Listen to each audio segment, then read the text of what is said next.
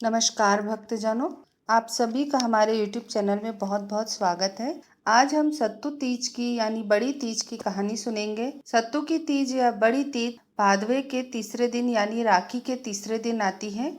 तो चलिए अब हम सत्तू की तीज की कथा सुनते हैं। एक सेठ के 7 बेटे थे। सातुड़ी तीज के दिन सेठानी हमेशा खड़े नीम की पूजा करती थी। सेठ के पहले बेटे की शादी हुई तो सासू जी ने बहू से कहा, आज तीज है, चल पूजा कराए। तो दोनों सासू बहुएं गई और खड़े नीम की पूजा कराई।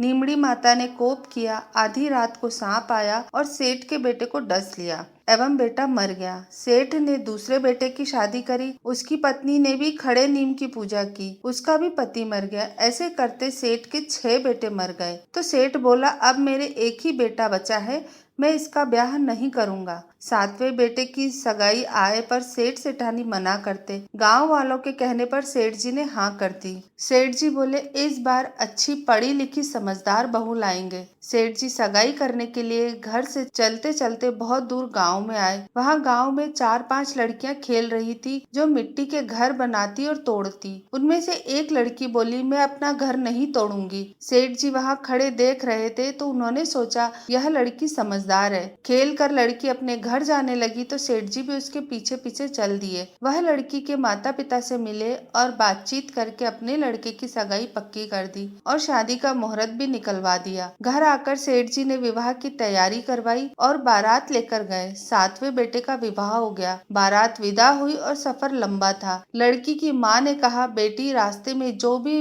वार त्योहार आए तो सभी की पूजा करना और सातुड़ी तीज आएगी, उसके लिए मैंने सत्तू रखा है जो नीमड़ी माता की पूजा करके कल्पना करके ससुर जी को दे देना। वह अपनी माँ के कहे अनुसार अपना नियम करती। धूमधाम से बारात चली। रास्ते में तीज का दिन आया। उसको ससुर जी ने खाना खाने के लिए कहा तो उसने कहा, आज मेरा व्रत है, मैं शाम को नीमड़ी की पूजा करके चंद्रमा भगवान को अर्घ्य देकर ही खाना खाऊंगी। कुएं पर नीमड़ी माता नजर आई तो ससुर जी ने गाड़ी रोक दी। वह उतरकर नीमड़ी की पूजा करने लगी तो नीमड़ी माता पीछे हट गई। बहू ने कहा, हे नीमड़ी माता, यह मेरी पहली तीज है, मुझसे ऐसी क्या गलती हुई जो आप पीछे हट गई। तब नीमड़ी माता बोली कि तेरी सास भी खड़े नीम की पूजा करती थी, इससे उसके बेटे मर गए। तू ऐसा कर, नीम की डाली तोड़कर भीत पर नीम की डाल को रोप कर मेरी पूजा कर। तब बहू ने ऐसा ही किया। नीमड़ी माता प्रसन्न हुई तो उसने वरदान मांगने को कहा। बहू ने अपनी 6 ही विधवा जेठानियों के लिए सुहाग मांगा। नीमड़ी माता ने उसे आशीर्वाद दिया, तू घर में कदम रखेगी और तेरे 6 ही जेठ जिंदा हो जाएंगे। वह पूजा करके उठी, चंद्रमा के अर्घ्य दिया, सत्तू का पिंडा ससुर जी को जलाया और सातू पास लिया। सुबह हुई, बारात नगर में पहुंची। बहू ने ससुराल के घर में प्रवेश किया और उसके 6 जेठ प्रकट हो गए। जब सासू जी बहू को सामने लेने आई तो 6 ही पुत्रों को देखकर अचंभित हो गई।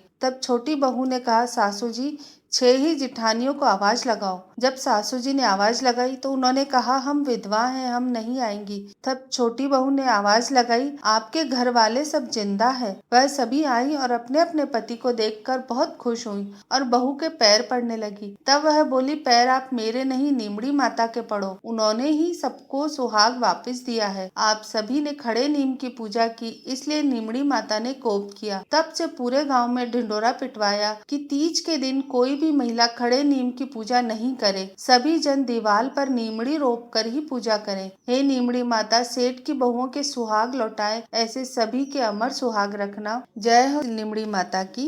भक्तजनों, ये थी हमारी सत्तू की तीज या बड़ी तीज की कथा। आपको हमारी ये कथा कैसी लगी हमें कमेंट्स में लिखकर बताइएगा। अगर आपको वीडियो अच्छा लगे तो इसे लाइक करिएगा, इसे अपने परिवार और मित्रों के साथ भी शेयर करिएगा और हमारे चैनल को सब्सक्राइब जरूर करिएगा। धन्यवाद।